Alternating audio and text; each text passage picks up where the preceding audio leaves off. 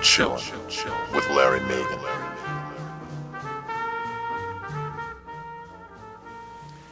Well, here we are on Thanksgiving night, chilling with Larry Megan, and I hope everybody out there, had a great time today. A lot of turkey and football, and I'll tell you what, I had a great day, and I was over at Shop NBC.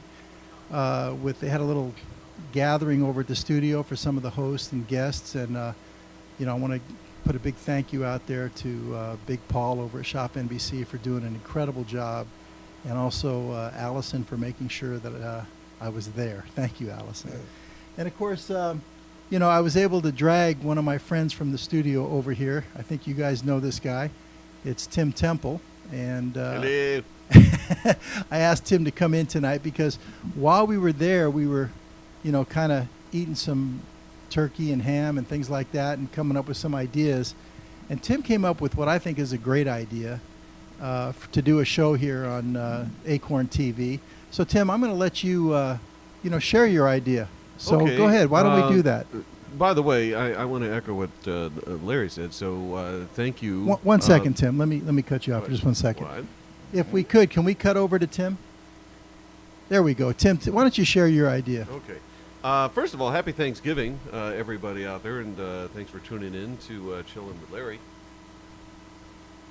And I also have to compliment Larry on the new complimentary mugs that you can pick up in the green room if you're lucky enough to be over here. Okay. I can't take really full credit for this idea because what happened, a little background, I guested here on the show, a week ago or whatever. It wasn't that long ago. And among the topics that Larry and I talked about was photography. And I've heard from a lot of you guys on Facebook and so on just asking about questions, how do you do so-and-so, or I prefer to do this, or film versus digital. So Larry and I have kind of hatched this thing based on a lot of feedback from you guys. I'm guessing at some point in January, maybe December, dates to be worked out, we're going to do a show that is dedicated to photography. Now, this can be watch photography or really whatever. But what we want from you guys is anyone interested in participating, you're welcome to tune in and observe, obviously, but if you want to participate, send in some images. It has to be your original work. And what we'd like you guys to do is either Skype with us or call in with us and talk a bit about the picture. As in, I use this kind of gear, and I got this effect from so-and-so, and we think this is going to be a great way, for example, a lot of you guys like taking pictures of watches, to share ideas and pull and just basically make everybody better. So that's where it is right now. Contact Larry. I'm sure a lot of you guys will be interested, and again, just submit some of your work, and it doesn't have to be stellar or whatever, and we're just interested in hearing, I got this shot from, so-and-so camera, and this is how I did it, and we're going to just share ideas for a night, so it'll be fun. Right, and so if you do want to send any shots in to be used on the photography show with Tim, you can, send them through PM to my Facebook page, Larry Megan, and we'll get them in the show. And if we use your pictures in the show, then we want you to call in and talk about it, while we're showing your pictures. And if you have video Skype, we can actually, have you video Skype in, and we can put you on a split screen with your pictures. So, we're looking forward to that, and I think it's a great idea for a concept for a show, Tim. Yeah, I agree, and thank you for everybody that gave us the idea, and we're looking forward to putting that together in the next few weeks. So check us out on Facebook. I'm thinking first or second week of January, depending upon your schedule when you're in town. Sure, love to do it. Cool. Thanks, Well, hey, everybody. Thanks, Tim. Sure. Okay. If you have to run, that's great. If you don't, I think it'd be cool too. I have another show. He's got another show. Tim's running to another studio. All right, Tim. Thanks a lot. Okay. All right. Listen, we're going to get into. We're going to cover X Factor a little more briefly, I think, this week, and I'm going to give you my thoughts. But before we, get into my thoughts on the X Factor this week, let's bring in Jonathan Goodman. I understand he's on the line, and I pulled some pictures of Jonathan off of his Facebook page. And Jonathan, I don't know. Are you there? Yeah, I'm here. Okay, great. I pulled some pictures off your Facebook page, and some of them are a little bit comical. rather than just go with the typical headshot. You know, I went for some kind of kooky pictures, just trying to make Awesome. it. I'd love to tell stories. Oh, nice. Very nice. That was actually a performance of Joseph's Amazing Technicolor Dreamcoat there. One of the final scenes where I'm playing Pharaoh's number 2, kind of judging the brothers and seeing if they've changed after the course of their story. So this was in the this is in the dressing room. So I just kind of snapped this with my phone. Yeah, and you know, Jonathan, you left me a DVD, and I actually took a few minutes to start, looking at it. And your talent is amazing. Your singing voice is fantastic. I'm going to try and rip a little of the videos off of there. Maybe the next time you're in studio, we'll share some videos of your plays. Oh, nice. Okay. Very nice. Yeah, well done on this find.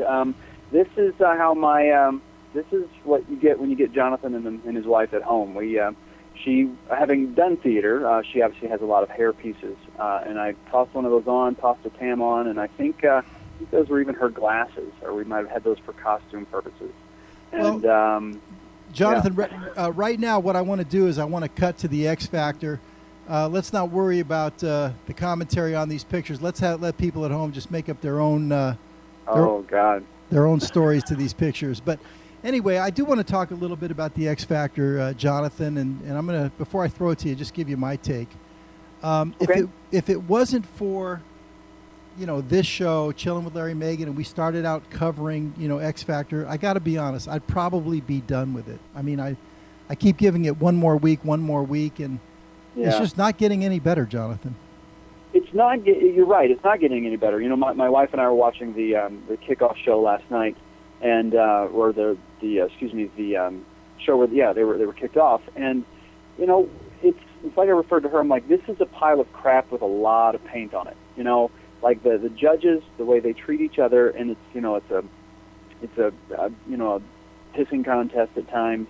The talent, at times it comes and goes. It's not consistent and solid. And then they've got the voices of choirs backing them up. They've got the 16 backup singers and all of that stuff. That really, for me, is just a bit of overkill. I mean, there is some talent on the show, but it is inconsistent. And I probably, if it wasn't something that we got to discuss week after week, and we're hoping and putting the good out there that it was going to get better, I probably wouldn't spend any more time on 3 hours of my week. Yeah, I agree. Well, all right. This week, Lakota Rain was the one that had the lowest number of votes. And, I've been a fan of this group, trying to, hope that they would get a little bit better each week. And, in all fairness, they probably deserve to go home. But at the same time, I don't think they had a chance to win this thing. But I do believe they should have stayed longer than some of the others that are still in there. But nevertheless, they got the fewest votes. At least that's what they're telling us. And they're gone. And then the next two lowest vote getters was Leroy Bell and Marcus Canty. And here's one of the and of course, ultimately, Leroy Bell got sent home. But one of the things that I really don't understand with this whole, and it's, to me, X Factor is making me want American Idol back quicker than normal. And I didn't think that was going to happen. But they came up with what I thought was a fantastic idea. In other words, instead of the lowest vote getter getting sent home, they took the two lowest vote getters and they created what they called the final showdown, which is going to be a sing-off between the two lowest vote getters. And then the judges would determine who gets to stay and who goes home. So if the audience, if America kind of screws it up, the judges can kind of fix it. And I thought that was a great concept. But now, after, I think it's been 5 weeks or something like that, I see no point in having a sing-off, because literally every single week, the one that, performed the worst got to stay. So what's the I said from the very beginning, the judges' minds would probably be predetermined, and I think that's been proven true. From the very first week when Intensity outperformed the Stereo Hogs, and they sent Intensity home, it's just been like that every week. Last week, Astro threw a temper tantrum out there, and yet he got to stay on. This week, and even the judges said it. They said Leroy Bell sang better tonight on the sing-off, but yet he got sent home. So I really see no point for this, quote, sing-off. I guess it just is more scripted drama, Jonathan. Well, that's what I told you either was last week or 2 weeks ago, that all of this is scripted. I mean, the fact that that the people who do get voted off, and I mean, I bet even that temper tantrum last week from Astro was built in. I mean, they bake it right in there to the script. The fact that Paula's groups are all gone, so she gets to be again the Rainbow Coalition, bringing the support for the downtrodden. And it's my problem is the talent is inconsistent, and they're just overproducing this. And you're right about the American Idol. All I can think about is, is it January yet? Is it time to get in for? I mean, and I'm not a fan of American. I'm not a huge fan of American Idol. I do enjoy it when it gets down to the last few.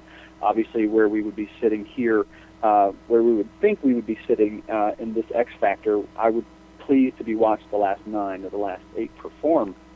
And this is I really don't care. I've made my mind up between Josh and Melanie, and even the little girl. Yeah.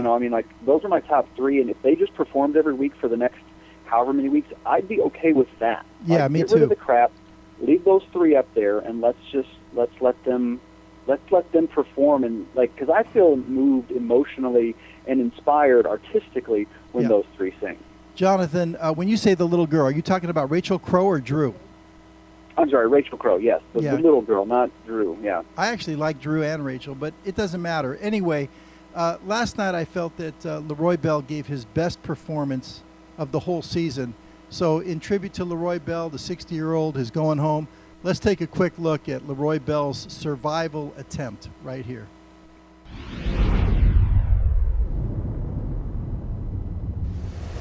Nicole, please introduce your act. It's the one and only, one of a kind, Mr. Leroy Bell.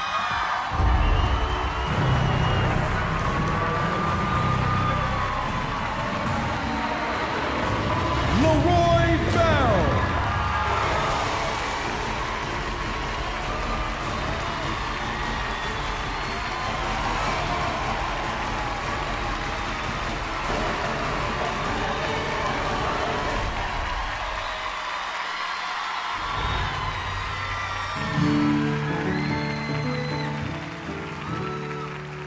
Don't let me down.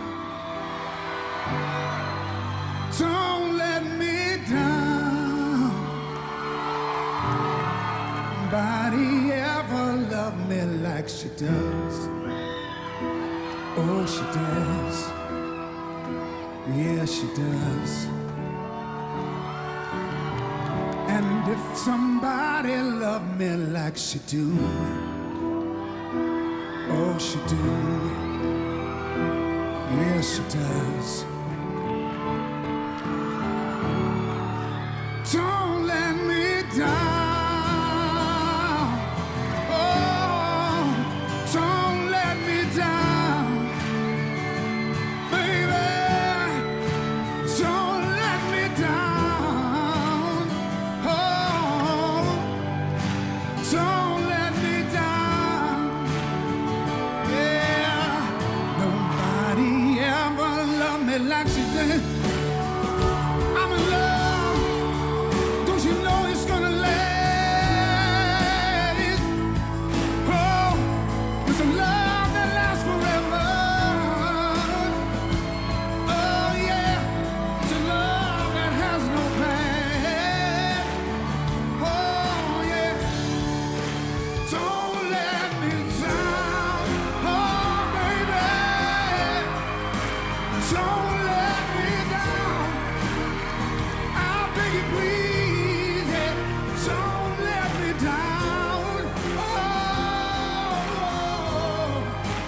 don't let me down. Yeah.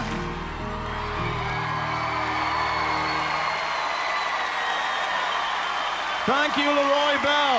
Leroy, let's have you just here, sir. Marcus, come join us. The judges must now pick the act. All right, Jonathan, there it was. That was Leroy Bell last night. Even the judges said that he outperformed Marcus Canty last night, and yet it was Leroy Bell that still went home anyway. So I see no point for the sing-off anymore. The show has lost a lot of credibility in my eyes anyway, and I'm pretty much done with it. I'll finish out the season because we're going to, after next week, we'll be down to 5. But what'd you think of that, Jonathan? You know, I've always been a fan of Leroy Bell. I enjoy. I mean, don't get me wrong. I loved Michael Bolton growing up in junior high and high school. So you know, to hear that voice again was nice. I liked his. I really enjoyed his performance night where he dedicated his song for Thanksgiving to his mother. Like, I was really moved by that whole montage that they had before the song. And then I thought he really did outperform on performance night, and I even thought he outperformed that night too. As far as Marcus, who he was down to the last 2, you know, Marcus, for me, the performance night was really not on pitch. It was heartfelt, yeah, but it just didn't sound good. And then it was horrible. You know, as far as his performance on Kickoff, not the showdown, it was not. Like I said, it's scripted. It's something that they always go back to, where it's like, oh no, we're going to leave it to the votes of the audience, you know, and it's still, even that is scripted. Well, I thought that the best performance of the week, I'm only going to show one video this week, and once again, you know, I think last week the best performance was Josh with his Foo Fighters song with the Rock Week, and again, I think Josh Krajcik had, you know, the best performance this week with his Rolling Stones Wild Horses. I loved that performance this week. It was beautiful. Let's take a look at it right now. This was Josh Krajcik in the top 9 this week. Check it out.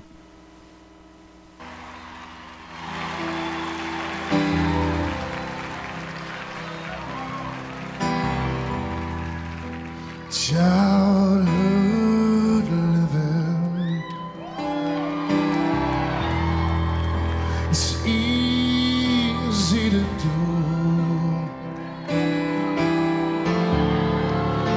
The things that you wanted, I bought them for you.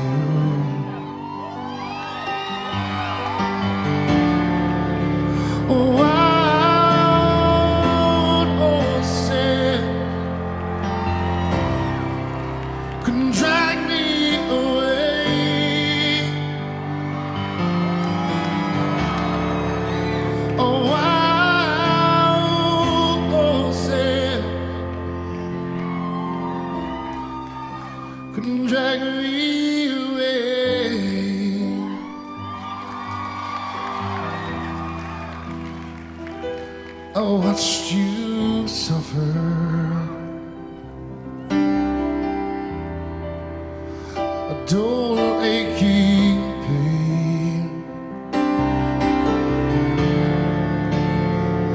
Now you decided to show me the same.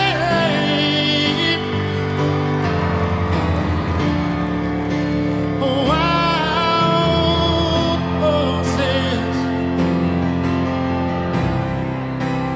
drag me away.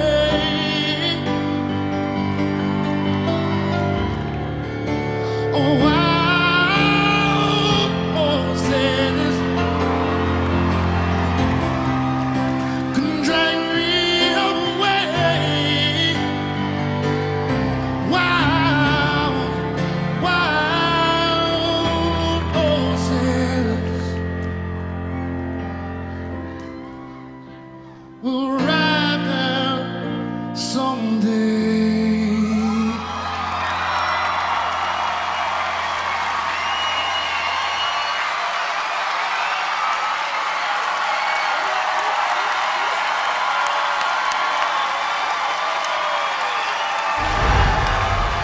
Wow. You know what, Josh? You have the right amount of everything. You have the right amount of passion. You have the right authenticity. You're clearly lovable. You chose the right song.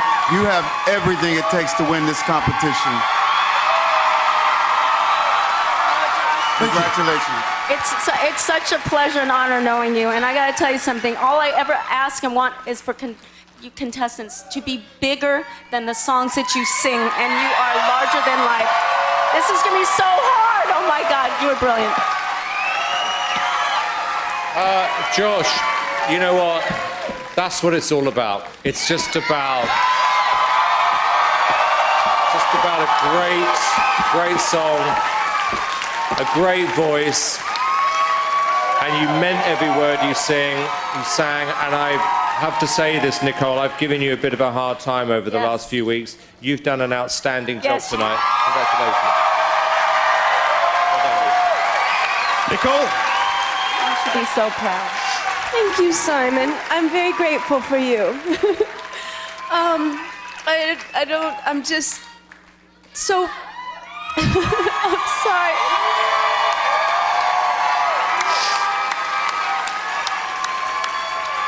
Beyond this competition, I strongly believe that your music can change the world. I do too. I do, and I want to thank you. I appreciate you so much for the musician that you are. That was breathtaking. Thank you.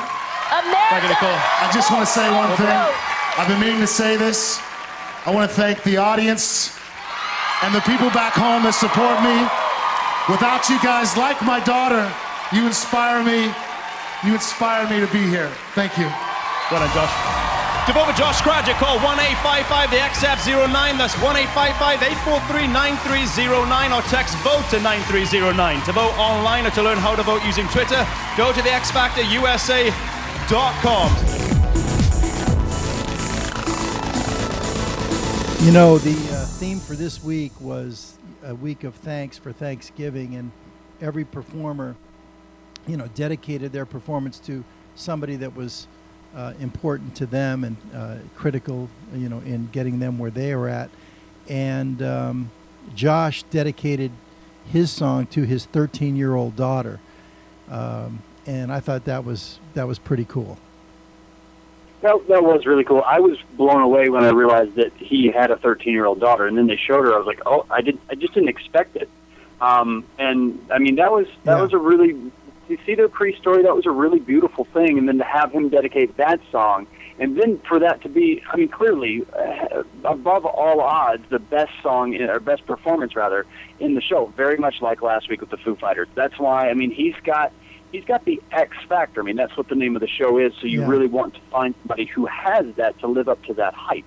Yeah, I agree. I mean, as far as I'm concerned, they can end it right now, give it to him. But, you know, Melanie's got equally great talent. I don't know if she has the X factor, but I think before it's all said and done, I would like to see Josh and Melanie Amaro do a duet together. I think it could be out of sight.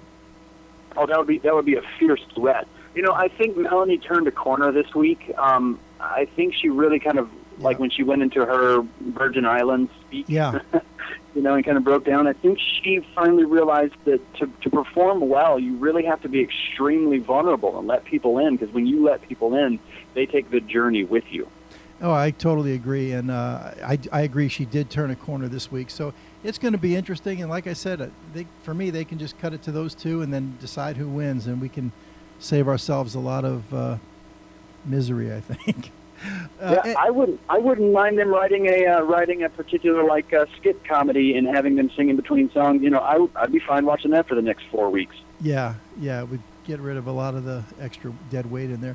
Anyway, Jonathan, thanks for calling in. Hey, did you have a nice Thanksgiving today? I did. I didn't overeat. Got to see a movie with some family. It was a really, really great day. And happy Thanksgiving to you. I didn't actually get a chance to say that on air yet. So happy Thanksgiving to you and all the viewers. And back at you, Jonathan. Now, you know, this week we skipped your show, Perfectly Honest. You were out of town with family. But what's going to happen next week? Are you back on? Yeah, we will be back on next week with, to be perfectly honest, some great things to kind of talk about. So for those out there that have a burning question that no one's giving you an honest answer to, please tune in. We'll be at 10 p.m., 9 p.m. Central, right before Chilling with Larry Megan, and we'll kind of go over some fun things. So, yeah, we'll be back on next week. All right, Jonathan. And by the way, as we're looking through your pictures, I like you with the long hair. I know you like that short hair sticking up in the middle, but I like you with the long hair. Can you go back to the long hair? Well, I'll have to talk to my stylist. We'll have to see what she says. All right, Coach. That means your wife, right? Right, that means my wife. All right, Coach. We'll see you next week. Have a good weekend. All right. Take care. Bye, everybody. All right, listen, that's going to be it for X Factor. We'll see what happens next week. They're going to cut 2 more next week. It'll be cut down to 5. And, let's get one step closer to the end of it. If you're new to Chilling with Larry Megan and it's your first time, be sure to click on the Facebook button and join our Acorn TV Facebook page by just clicking like. You can also click on the little Twitter button, that little bird up there, and that red button, and you can follow us on Twitter, and we put out some show alerts to let you know when we're going to be on. And, the more the better. I mean, another thing you can do is you can also click the little share button right here on the player in the lower left-hand corner there and share it to your Facebook page. And we'd appreciate if you do that. That way, your friends can actually watch the show, and, we're trying to spread the word. So there's a lot of exciting things to come, and we hope you'll do that for us. Now, I think it's time, Ronnie, we're going to go over to the Classic Film Zone. And tonight I've picked out a movie here from Audrey Hepburn. I was kind of struggling with, what am I going to do, on Thanksgiving. And I went through a lot of different thoughts about what are we going to feature. There's no really super great Thanksgiving movie out there. Miracle on 34th Street actually starts on Thanksgiving, but it's really more of a Christmas movie. So I thought, Thanksgiving is all about thanks and humanity.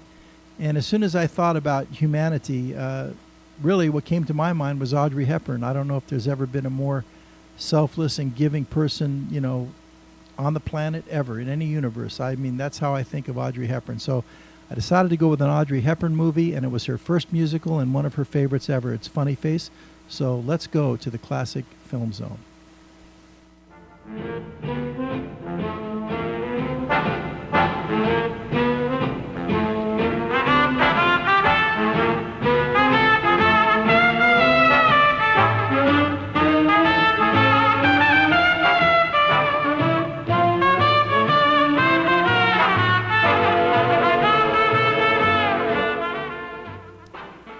Okay, tonight we're going to feature Funny Face with Audrey Hepburn, and I think you guys that know me a little bit, you know that I put Audrey in the super elite status. She's right up there with Judy Garland for me.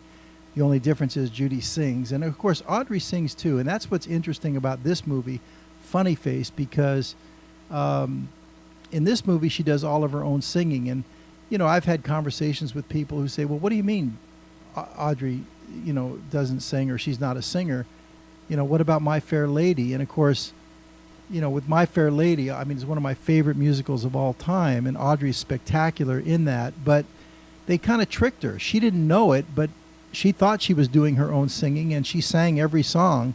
And then at the end, they brought in someone else to redub all the songs, and she didn't really find out until after it had wrapped that they dubbed Audrey with a tremendous voice. I can't remember the woman's name. I think it was Marnie something or other. But anyway, the woman who sang for Audrey in My Fair Lady was spectacular. But Audrey still can sing a little bit, and I think she's, got a nice voice, a pleasant voice, and she, does her best. And also, when she was at a young age, she did take dancing, ballet, and she was told early on that she's really not a dancer, and then she became an actress. But her dancing did come in very handy in her film career. And as a matter of fact, in this movie, Funny Face, which came out in 1957, and I think we have some pictures, Ronnie, that we can show while I'm talking here. I did load up some pictures.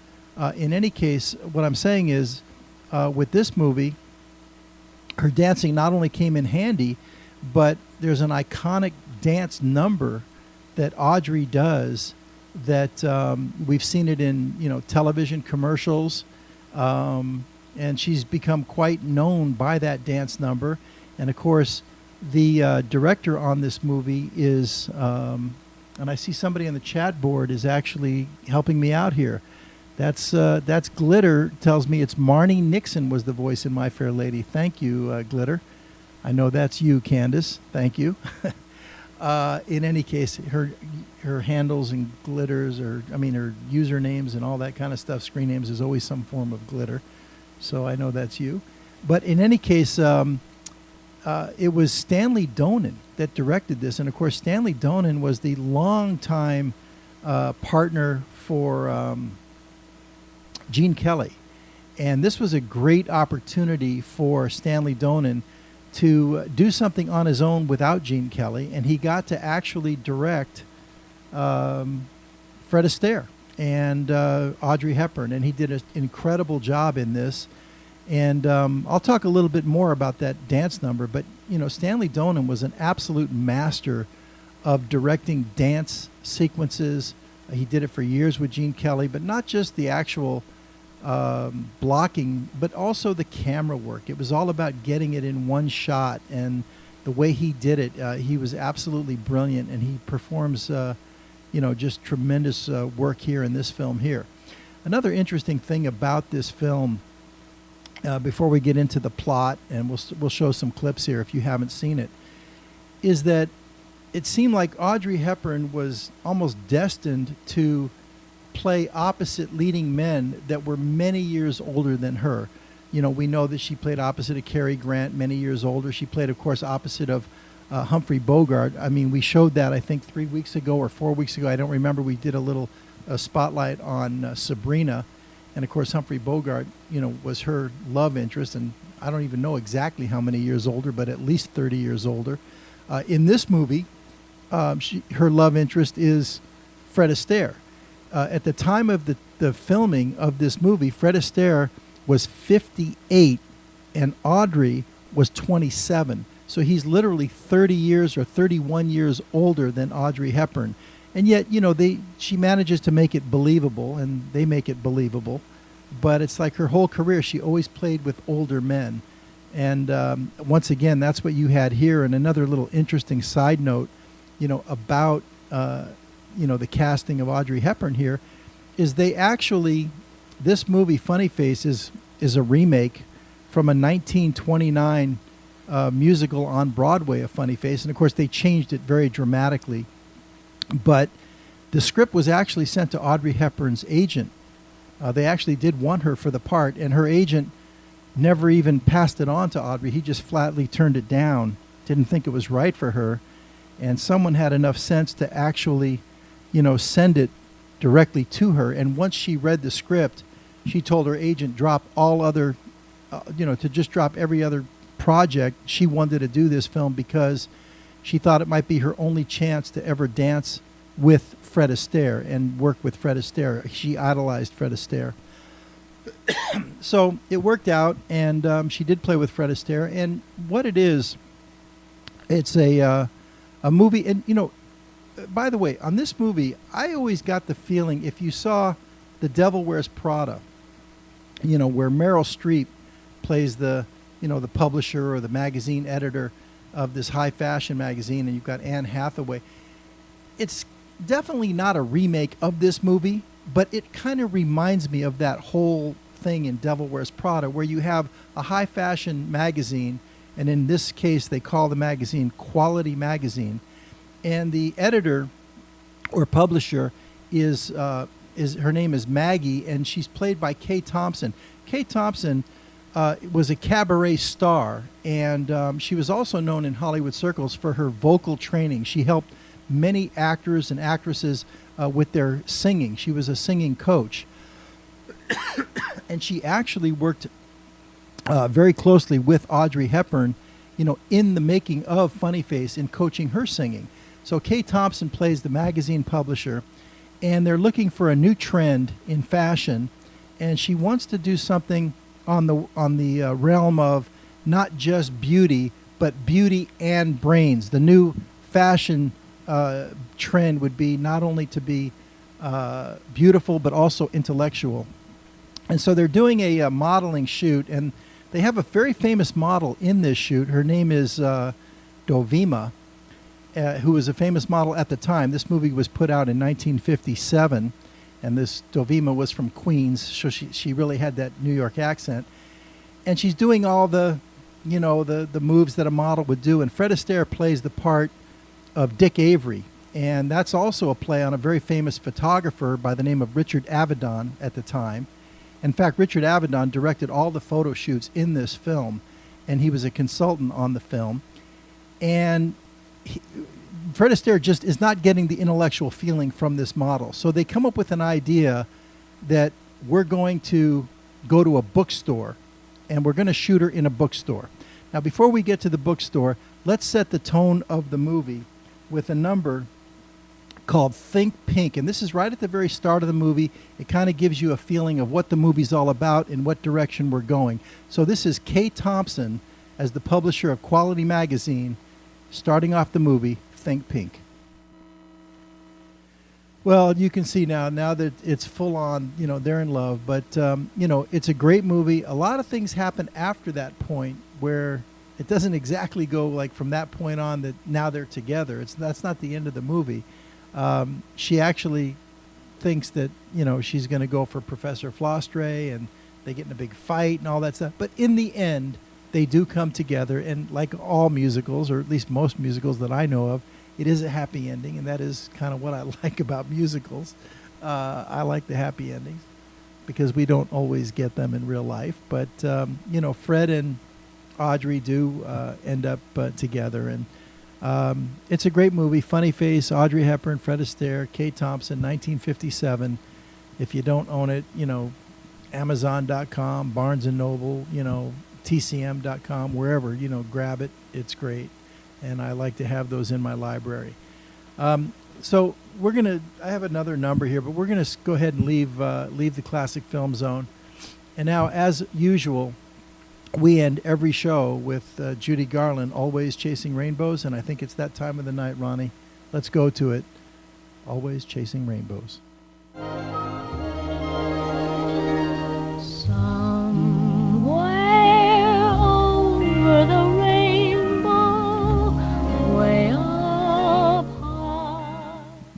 Well, you know, on Thanksgiving, it was hard. You know, what do I play, you know, from Judy on Thanksgiving? And I came up with two, and they are a little bit related, although they, on the surface they seem very different.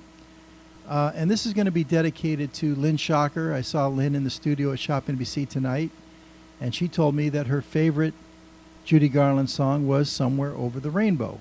And you know, if you're watching tonight, you think, gosh, does he play Somewhere Over the Rainbow every week? And, you know, no, we don't. In fact, on this year in 2011, this will actually be the first time that we're going to play Somewhere Over the Rainbow. But before we go to that, there was a very, you know, Judy had her own TV show in 1962 and 1963 called The Judy Garland Show on CBS. And, you know, thank God for the Judy Garland Show, because it has allowed us to have so many more video clips and you know, just video of Judy Garland. I mean, there was a lot of stuff from her movies, but we were able to get in 2 years' time, you know, quite a bit on Judy. And, of course, in 1963, you know, President John F. Kennedy was assassinated, and Judy Garland was really very good friends, very close friends with Jack Kennedy. His friends called him Jack. And of course, he loved Judy Garland, and he would many times call her up on the phone and ask her, you know, please sing Over the Rainbow, you know, on the phone, and she would do it every time. And of course, Judy, you know, was known to sing that song during the, you know, World War II era to raise, you know, money for bonds and everything. She sung it on, you know, the USO radio and everything. And it became kind of a theme song for Jack Kennedy, Over the Rainbow. And of course, when he was shot and killed, it was obviously not only tragic for the whole nation, which it clearly was, but it was really tragic for Judy Garland. And of course, the initial thought was, you know, there's no way we can do a show this week. Judy was too distraught. And in any case, they told her no show, no money. And so they had to go on with the show. And dedicated to Jack Kennedy, she decided that she was going to sing Battle Hymn of the Republic. And she did sing that, and that's what we're going to show tonight. And you get a little bit of a video setup on this, too, because this is taken from a special documentary video on the concert years of Judy Garland, and it's done with her daughter, Lorna Luft, and she kind of sets it up. So let's take a look at that. This was I would say, kind of a critical moment in American television history, really. A very much of a signature moment in American television history in 1963 on the Judy Garland show. Kennedy, and she campaigned for write-in votes for him with the armed forces in Europe in 1960. Mama had always been patriotic and loved singing for the troops. She had done a lot of singing for bond drives and servicemen back during World War II. This included a number of special radio shows for the armed forces. If happy little bluebirds fly beyond the rainbow, why, oh, why can't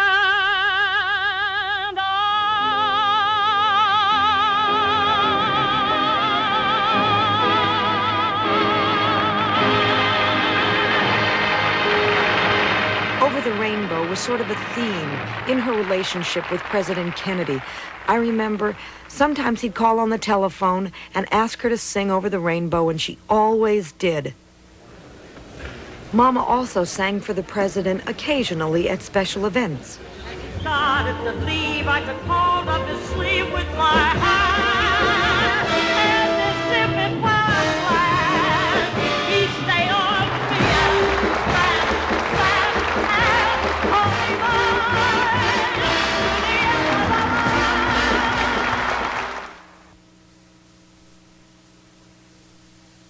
When President Kennedy was assassinated, Mama was then in the midst of her weekly television series for CBS.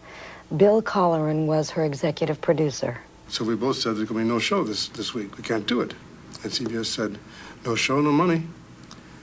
And she needed the money very badly then, so we had to do a show. And she wanted to do Battle Hymn of the Republic. She realized that the country was in great shock, and we had to do something. And the answer was, by one of the executives, is that in 1 month, no one will remember Kennedy.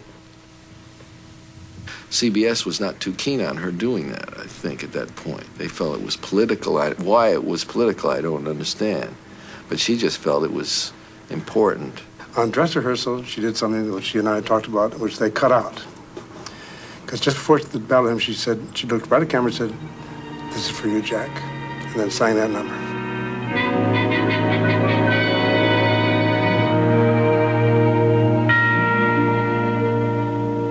Mine eyes have seen the glory of the coming of the Lord. He is trampling out the vintage where the grapes of wrath are stored.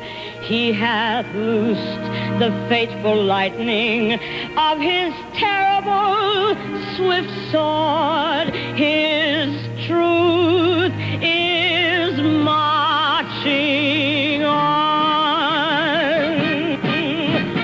Glory, glory, hallelujah.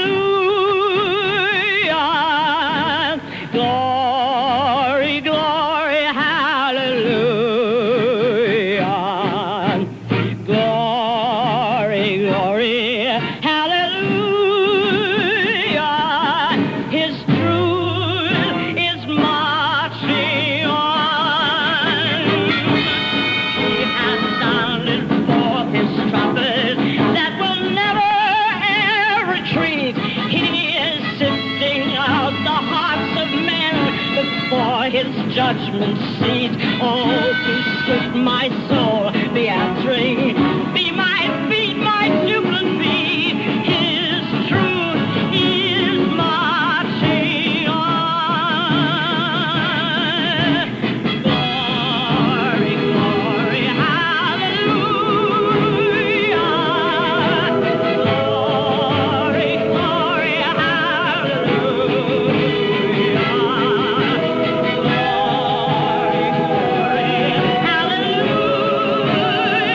Our God is marching on.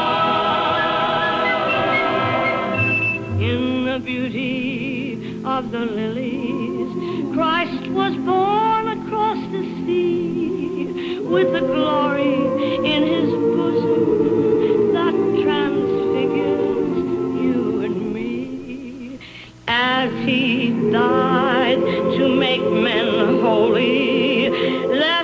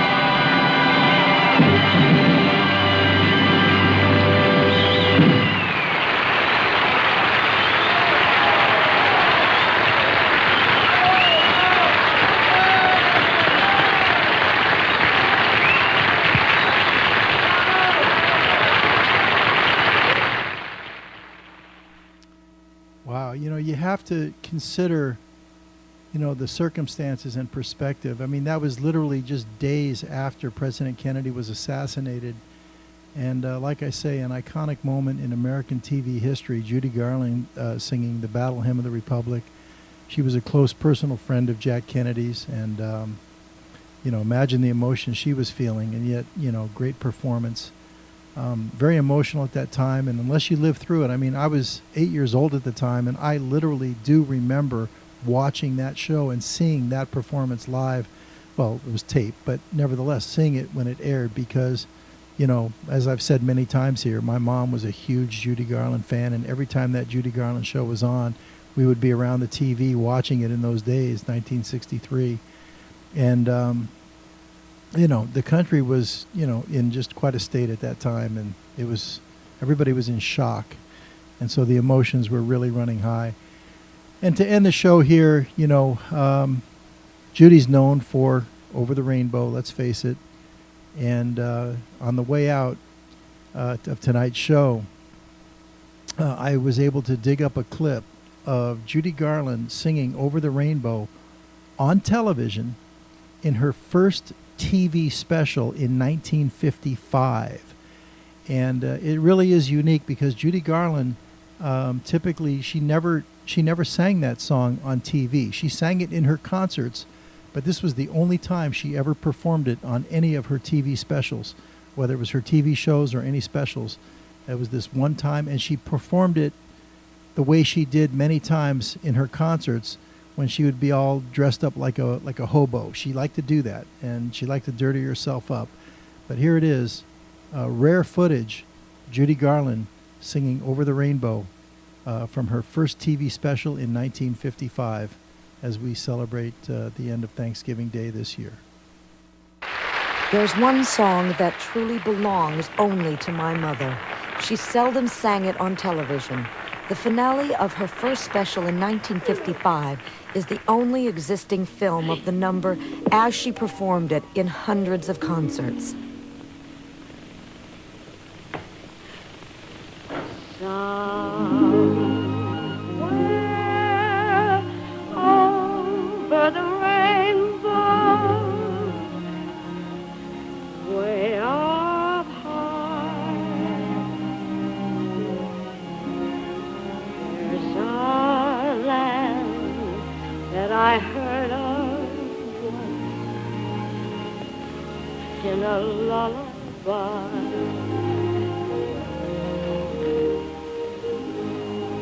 Somewhere over the rainbow, skies are blue, and the dreams that you dare to dream really do come true. Someday I'll wish upon a star and wake up where the clouds are far behind me.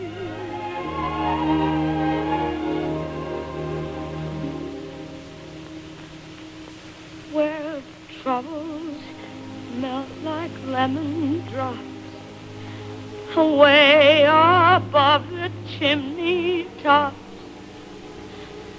That's where you'll find me.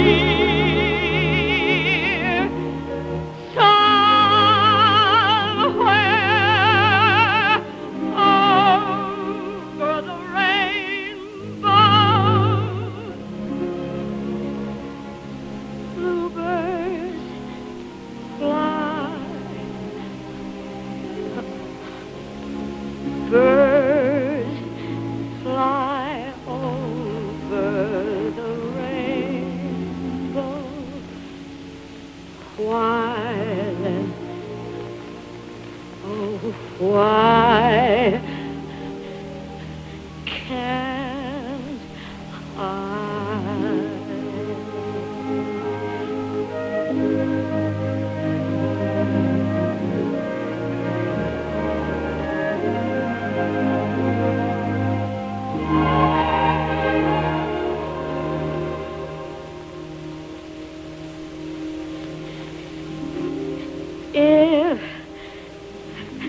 happy little bluebirds fly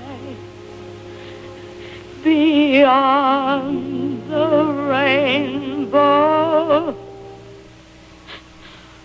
Why, oh, why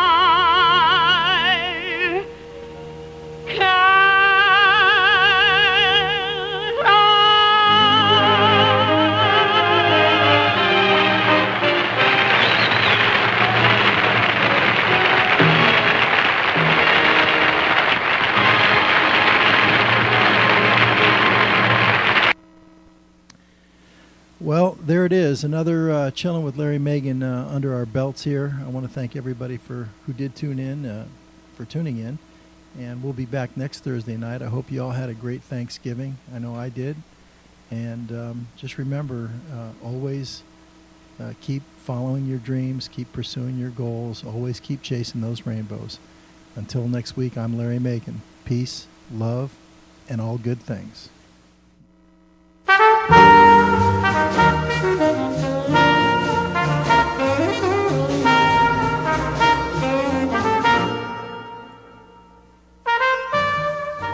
Chill with Larry Megan.